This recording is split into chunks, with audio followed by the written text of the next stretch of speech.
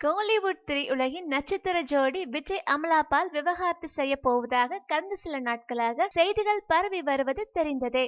திருமணத்திற்கு பின்னர் அமலா பால் திரைப்படங்களில் நடிப்பது விஜயின் பெற்றோர்களுக்கு பிடிக்கவில்லை என்றும் அவர்களுடைய எதிர்ப்பையும் மீறி அமலா பால் தனுஷின் வடசென்னை உள்பட ஒரு சில புது படங்களில் ஒப்பந்தமாவதுதான் இந்த பிரிவுக்கு காரணம் என்றும் சமீபத்தில் விஜயின் தந்தை அளித்த பேட்டியில் இருந்து தெரிய வருகின்றது.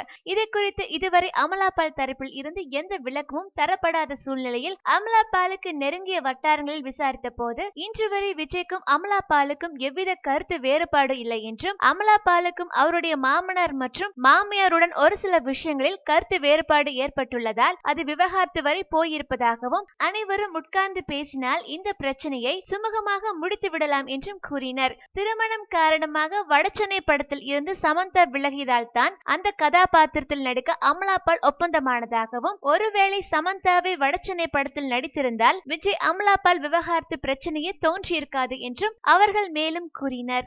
மேலும் சினிமா செய்திகளை உடனுக்குடன் தெரிந்து கொள்ள கீழே உள்ள சப்ஸ்கிரைப் பட்டனை அழுத்தவும்.